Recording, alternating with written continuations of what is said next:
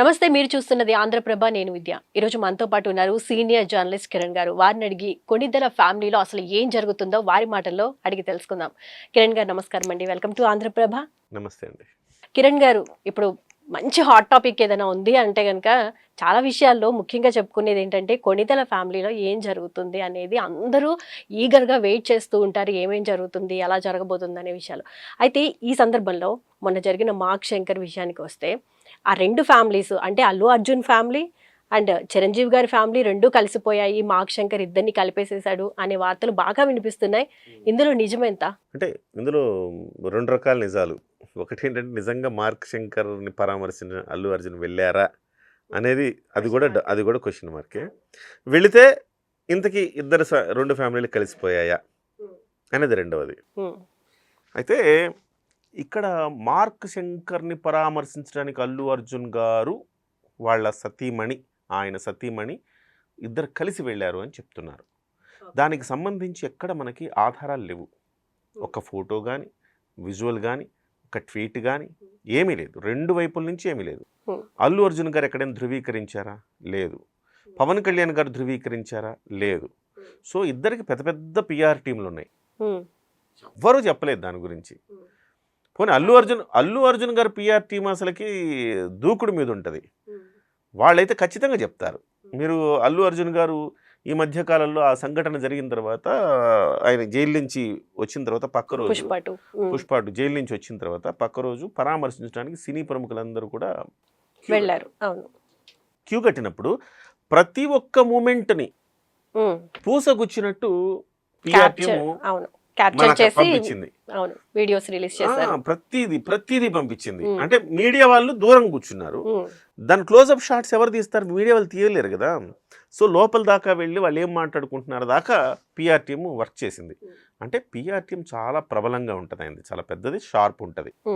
So Pawan Kalyan గారు అంటే కొంత ఆయనకి పిఆర్ టీమ్ ఉన్నా కానీ అన్ని వ్యవహారాలు ఇట్లా పబ్లిసిటీ చేసుకోవాలని ఆయన అనుకోకపోవచ్చు.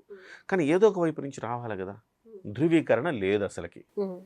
కానీ సోషల్ మీడియాలో కానివ్వండి, వార్తాపత్రికల్లో కానివ్వండి, ఈ విషయాన్ని హైలైట్ చేసి కూడా మాట్లాడిన సందర్భాలు ఉన్నాయి. ఎందుకు వచ్చింది అలాగంటే ఈనాడులో వార్త రాశారు. ఈనాడులో రాస్తే అది ఖచ్చితంగా నిజమేమో అంటే ఈనాడు అంత ఈజీగా రాయదు. అంటే అన్నీ కనుక్కోకుండా దాంట్లో వాస్తవాలు లేకుండా ఈనాడు పత్రిక రాయదు. మిగతా పత్రికలు, ఛానళ్ళు, అసలు యూట్యూబ్ ఛానళ్ళు అయితే అన్నీ చేస్తాయి అనుకోండి. సో ఈనాడు రాయదు అట్లా.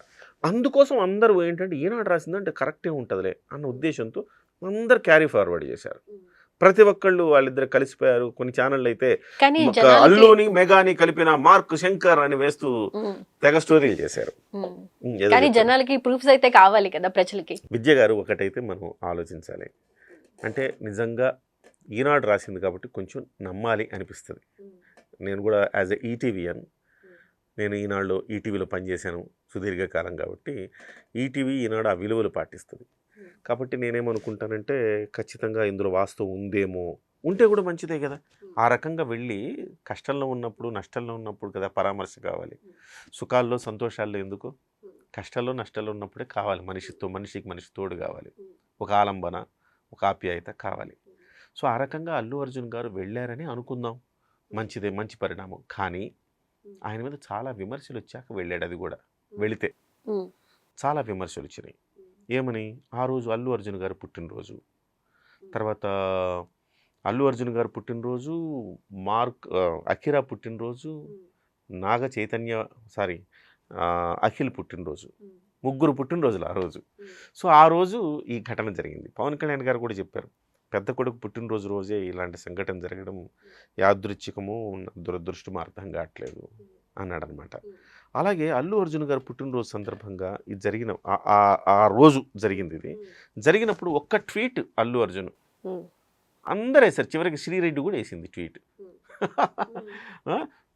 బద్ధ శత్రువైన జగన్మోహన్ రెడ్డి వేశాడు. అసలుకి నోరు తెరిస్తే బూతులు మాట్లాడే రోజా కూడా బాబు చిన్నారి క్షేమంగా ఉండాలని ట్వీట్ వేసింది. సార్ అఫ్ కోర్స్ ఆమె కలర్ మళ్ళీ మారిపోయింది అనుకోండి. నిన్న అంటుంది కదా రుచి చూశారు పవన్ కళ్యాణ్ గారు అన్ని, మళ్ళీ నోరు జారింది. సో నేనేమంటానంటే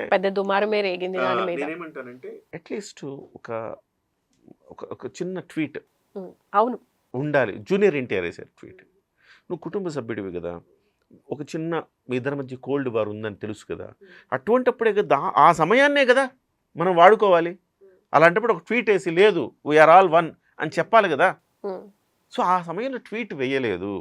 అంటే ఇంకా కోల్డ్ వార్ నడుస్తూనే ఉంది. అయితే కష్టాల్లో సుఖాల్లో ఉన్నప్పుడు మీరు లేకపోయినా, కష్టాల్లో నష్టాల్లో ఉన్నప్పుడు మీరు ఉండాలి, సుఖాల్లో సంతోషాల్లో లేకపోయినా.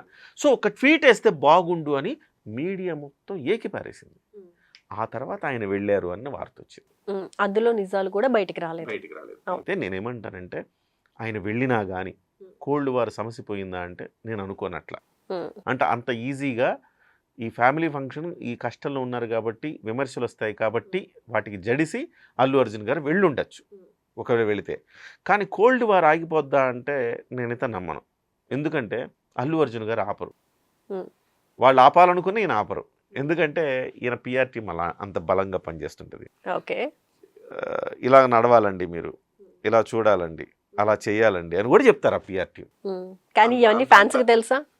ఇవన్నీ ఫ్యాన్స్కి తెలుసా?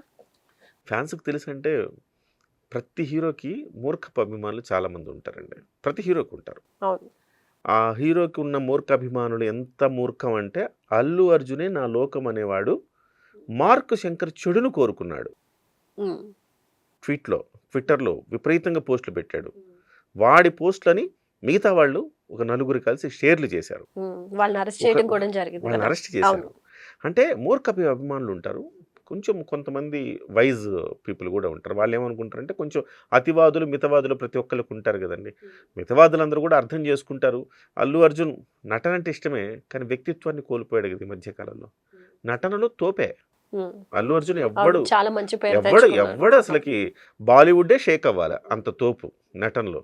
కానీ వ్యక్తిత్వం అనేది మనం కోల్పోకుండా ఉంటే గనక మనం ఒక చిరంజీవి గారు అన్నట్టు డెమీ గాడ్ అన్నట్టు మనం కూడా వాళ్ళకి దైవాంశ సంభూతులం అవుతూ ఉంటాము అని అంటుంటారు. మమ్మల్ని ప్రేక్షకులు అట్లా చూస్తూ ఉంటారు, మేమంత గొప్పవాళ్ళమేం కాదు అనేసి అంటుంటారు కదా. అట్లా పవన్ కళ్యాణ్ గారు ఎందుకు 10 ఏళ్ళు సినిమా హిట్ కాకపోయినా కానీ 10 ఏళ్ళు సినిమా హిట్ లేదు, అయినా ఆయన స్థలం అక్కడే ఉంది. ఎందుకు అంత గొప్ప నటుడైనా ఏం పవన్ కళ్యాణ్ అల్లు అర్జున్ కంటే గొప్ప నటుడేం కాదుగా. సో రామ్ చరణ్ కంటే కూడా డాన్స్ కూడా చాలా తక్కువ చేస్తారు. అసలు గొప్ప నటుడు ఆయనే అంటాడు కదా, నాకేం పెద్ద నటన రాదే, నేను డాన్స్ రాదు ఏం రాదు, ఏదో బై ఛాన్స్ వచ్చాను నన్ను ప్రేక్షకులు ఆదరించారంటాడు ఆయన. అంటే అంత సింప్లిసిటీ నటిస్తాడు. అంటే నేనంటుంది ఆయన మంచి నటుడే, కానీ అల్లు అర్జున్తో కంపేర్ చేస్తే అంత గొప్ప నటుడేం కాదు కదా. కానీ వ్యక్తిత్వంలో శిఖర సమానుడు. అందుకే పవన్ కళ్యాణ్ అంటే అంత పిచ్చ జనానికి. అయితే కిరణ్ గారు గెలిపించింది కూడా అందుకంటే ఈ కోల్డ్ వార్ అయితే ఇప్పటికైతే ఆగే పరిస్థితి నాకు కనబడట్లేదు. ఇది కేవలం ఆ సందర్భోచితంగా జరిగింది. చిరంజీవి గారు వాళ్ళ ఇంటికి వెళ్ళారు అరెస్ట్ అయినప్పుడు, చిరంజీవి గారు వెళ్ళారు, నాగబాబు గారు వెళ్ళారు, మళ్ళీ అల్లు అర్జున్ గారు వాళ్ళ ఇళ్ళకి వచ్చాడు. ఇవన్నీ కూడా బయటకు ఒక పరామర్శలు మాత్రమే. కోల్డ్ వార్ ఆగిందని కానీ ఆగుతుందని కానీ ఇప్పట్లో నేను అనుకోను. ఓకే, ఒక చిన్న గొడవలు ఉన్న సద్దుమణిగిపోయి 2 కుటుంబాలు ఏకమైపోయినా కూడా అటు ఫ్యాన్స్ ఇటు ఫ్యాన్స్ అన్నీ మర్చిపోయి మళ్ళీ కలిసిపోతారంటారా? ఫ్యాన్స్ కుడిమిస్తే పండగండి. ఫ్యాన్స్కి ఎట్లా ఉంటుందంటే ఒక వేదిక మీద నిలబడి మా మామయ్య అన్నాడు అనుకుంటే అల్లు అర్జున్, ప్రభాసు వాళ్ళ మదర్ అంటే వాళ్ళ పిన్నమ్మ పవన్ కళ్యాణ్ ఫ్యాన్స్కి థ్యాంక్ యూ మా సినిమాని ఆదరించినందుకు అని ఒక మాట అంటే మొత్తం బట్టలు చించేసుకుంటున్నారు. ప్రభాస్ అన్న మా ప్రభాస్ పవన్ కళ్యాణ్ ఫ్యాన్స్ కటౌట్లు ఏర్పాటు చేస్తున్నారండి. జూనియర్ ఎన్టీఆర్కి ఏర్పాటు చేస్తున్నారండి పవన్ కళ్యాణ్ ఫ్యాన్స్, చిరంజీవి ఫ్యాన్స్. అంటే డిస్టర్బెన్స్ లేదు కదా ఇక్కడ, అంటే ఒక డిస్టర్బెన్స్ క్రియేట్ అయ్యింది, రన్ అవుతుంది కాబట్టి. అసలుకి ఇది పాల పొంగు లాంటిదండి. దీనికంతా ఏం కావాలి తెలుసా, దాన్ని అనవసరంగా ఎక్కువ చేసుకోకూడదు. మారుతి సుబ్రహ్మణ్యం సినిమా ఫంక్షన్లో నాకు ఇష్టం వస్తే చేస్తా, ఇష్టం వస్తే పోతా ఎక్కడికైనా అనేదో అన్నాడు కదా ఆయన డైలాగు. మరింత రెచ్చగొట్టే వ్యాఖ్య అది. అసలే కోపంతో ఉన్నారు. పవన్ కళ్యాణ్ గారికి వ్యతిరేకంగా ఉన్న వైసీపీ తరపున పోటీ చేసిన శిల్పా రవిచంద్రారెడ్డికి ఎందుకు సపోర్ట్ చేసావని కోపంలో ఉన్నారు ఫ్యాన్స్. ఉన్నప్పుడు దాన్ని ఎట్లోకట్లా మలుచుకోవాలి. నువ్వే అన్నావు కదా, ఫ్లాప్ సినిమాకు కూడా మాకు మొదటి వారం టికెట్లు తెగేది మెగా అభిమానులే అని అన్నావు కదా నువ్వే. అల్లు అర్జునే అన్నాడు కదా. మా లాంటి వాళ్ళకి మాకు ఏముంది, మా దారేసాడు ఆయన, పూల రహదారి వేసాడు, ముళ్ళ బాటను పూల బాట చేశాడు ఆయన మా కోసం. ఎవరికైనా ఆ భయం ఉంటుందేమో కానీ మినిమం గ్యారంటీ భయం లేదు మాకు, మినిమం గ్యారంటీ వస్తుంది దానికి, ఎందుకంటే మెగా అభిమాని టికెట్ దిగుతుంది మీరే అన్నారు కదా. అలాంటప్పుడు ఏమైందండి, తగ్గితే ఒక మెట్టు తగ్గితే ఏమైందండి, మీ మామయ్య కదా ఆయన, చిన్నప్పటి నుంచి మిమ్మల్ని అంతా ఆలనా పాలన చూసిన వ్యక్తే కదా. ఒక మెట్టు వెళ్ళి మామయ్యతోటి హ్యాపీగా సభాపూర్వకంగా అంటున్నా నేను, ఏదైనా ఒక సందర్భం వచ్చిందనుకోండి, ఆ సందర్భాన్ని వాడుకోవాలా, ఆ సందర్భాన్ని వాడుకొని ప్యాచప్ చేసుకోవాలా. ఏదైనా ఒక ఫంక్షన్ వచ్చింది, మొన్న ఏదో అల్లు అర్జున్ గారి ఫంక్షన్ ఉంది, ఆ ఫంక్షన్కి డిప్యూటీ సీఎం హోదాలో పవన్ కళ్యాణ్ గారిని పిలిచుంటే ప్యాచప్ అయిపోయేది కదా. ఫ్యాన్స్దే ఉందండి, నేను ఇంతకుముందు చెప్పిన కుడిమిస్తే పండుగ, ఒక్క వేదిక మీద ఒక్క ఆలింగనం చూస్తే చాలు పూజలు చేసేస్తారు అంతే. నిందాక మీరు మాటల్లో ఒక మాట అన్నారు, అంటే ఇన్సిడెంట్ జరిగిన వెంటనే వెళ్ళి పరామర్శిస్తే ఒకలా ఉండేది, కొన్ని రూమర్స్ వచ్చిన తర్వాత వెళ్ళుండొచ్చు అని అన్నారు కదా. ఇప్పుడు వాళ్ళ షెడ్యూల్ ఎలా ఉందో మనకు తెలియదు. ట్వీట్ అండి, నేను వెళ్ళాలంట్లా, నేను చిన్న ట్వీట్, మొబైల్ మన చేతిలో ఉంటుంది, అయ్యో ఇలా జరిగిందా, టక్ టక్ ఒక ట్వీట్ ఫినిష్ అంతే, అక్కడితో మ్యాటర్. ట్వీట్ వేయడానికి ఏముంది, నేను అంటుంది నిజంగా కూడా ట్వీట్ వేస్తేనే నిజంగా ప్రేమ ఉన్నట్ట అని కూడా మనం అనుకోవచ్చు, కానీ సిచ్యువేషన్ అలా ఉంది కదా, ఒక కోల్డ్ వార్ నడుస్తుందని అనుకుంటున్నారు కదా బయట. So you have to show that అనమాట, ఆ కన్సర్న్ మీరు చూపించాలా, చూపిస్తేనే ఇద్దరు బాగుండాలని సినిమా రంగం అంతా ఒకటిగా ఉండాలనే కోరుకుంటామండి. సో ఈ కోల్డ్ వార్లు ఇవన్నీ సమసిపోయి వాళ్ళిద్దరు అంటే రెండు కుటుంబాలు మళ్ళీ ఏకమయ్యే సందర్భాలు ఎప్పుడు వస్తాయి అని ప్రేక్షకులు ఎదురు చూస్తున్నారు, ఆడియన్స్ అందరూ మనమందరం ఎదురు చూస్తున్నాం. మేబీ ఈ ఛాన్స్ ఎప్పుడు వచ్చే అవకాశం ఉందంటారు? చెప్పచ్చో లేదో తెలియదు కానీ చెప్పాల్సిందే కదా. రెండు ఫ్లాపులు పెడితే వచ్చేస్తుంది అల్లు అర్జున్ కి అంతేనా, చెప్పకూడదు అయితే కట్. అట్లా ఎవరు కోరుకోకూడదండి, సరదాగా అన్నాను, ఎవరు కోరుకోకూడదు అట్లా. సినిమా ఇండస్ట్రీ పచ్చగా ఉండాలా, అందరు బాగుండాలా, సో ప్రతి సినిమా హిట్ అవ్వాలా, అది వాళ్ళది వీళ్ళదని కాదు, సినిమా ఇండస్ట్రీ మీద అనేక మంది, కొన్ని వేల మంది జీవిస్తూ ఉంటారు, పరిడ వెళ్ళాలి సినిమా ఇండస్ట్రీ. మనం ఇవాళ రాజమౌళి దయతోటి మనం ఇవాళ జాతీయ స్థాయిలో ఎదిగిపోయాం. తెలుగు సినిమా అంటే జాతీయ స్థాయి. ఇవాళ నాని అనే హీరో హిట్ 3కి ముంబైలో ప్రమోషన్స్ చేస్తున్నాడు. అంటే ముంబైలో ప్రమోషన్స్ చేస్తున్నాడంటే మనం ఎక్కడి దాకా వెళ్ళాం. నాని అనే హీరో టాప్ కాదు, టాప్ ఆ 4-5 లేడు.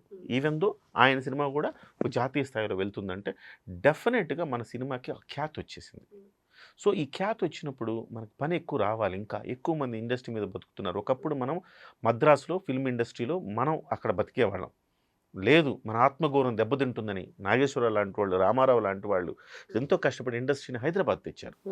ఇవాళ హైదరాబాద్కి, ఒకప్పుడు హైదరాబాద్కి వచ్చిన తర్వాత కూడా ఫైట్ మాస్టర్ కావాలంటే చెన్నై నుంచి, డాన్స్ మాస్టర్ కావాలంటే చెన్నై నుంచి, మనోళ్ళకి పని దొరికేది కాదు. ఇవాళ మనోళ్ళే ఫైట్ మాస్టర్లు ఉన్నారు, మనోళ్ళే డాన్స్ మాస్టర్లు ఉన్నారు, మనోళ్ళే సినిమాటోగ్రాఫర్లు ఉన్నారు. ఇంకా చెప్పాలంటే బాలీవుడ్ వాళ్ళు మనల్ని ఎంగేజ్ చేసుకుంటున్నారు. జానీ మాస్టర్ ఎక్కడి దాకా వెళ్ళిపోయాడు. సో బాలీవుడ్, కోలీవుడ్ వీళ్ళందరూ కూడా మనోళ్ళని ఎంగేజ్ చేసుకుంటున్నారు. ఆ స్థాయికి వెళ్ళాం. సో సినిమా ఇండస్ట్రీ పచ్చగా ఉండాలి, మంచిగా ఎదగాలి. కాకపోతే ఈ అల్లు అర్జున్ గారి మైండ్ సెట్ మారాలండి.